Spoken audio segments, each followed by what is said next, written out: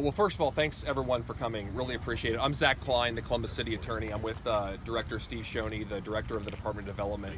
Here today really for a landmark case that is being filed in the environmental court from the City Attorney's Office in partnership with the Columbus Department of Development. And usually when I see you all, we're talking about shutting down places, it's most of the time in conjunction with police, about violence, it's about drugs, about gangs.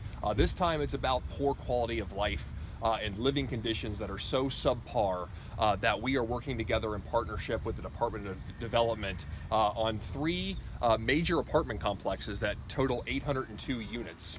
Here in the city of Columbus. And so not only is this unique in the sense of this is one of the largest nuisance abatement projects that we have filed in the environmental court because of the size of the 802 units, but it's also under a law that was passed when I was on city council at the urging of Director Shoney that allows the city to accrue $1,000 daily fines for property owners who are so negligent and who so do not care about the upkeep of their property that we have this $1,000 a day stick, and which is what we have done for one of the properties that this gentleman owns in the AMG Group.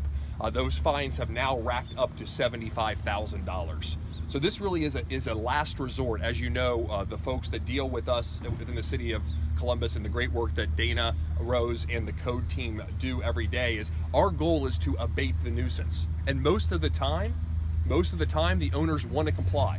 They want to be good, responsible owners. Sometimes when like this, we do have to take the next step and actually file a lawsuit or go to the 1,000-day fine, which is what we have here, because the owner simply does not want to be a good steward of his property. And the only people that really suffer are the folks that live around here and the folks that are trying to raise their families in these units. So we've had enough. We're filing this landmark case to hold AMG accountable for their 802 properties, to make sure that we can have a court-monitored process to improve the quality of life for folks in the city of Columbus, because they deserve it, and the families that live here deserve it, and the kids that live here that maybe go to that school right across the street deserve it too.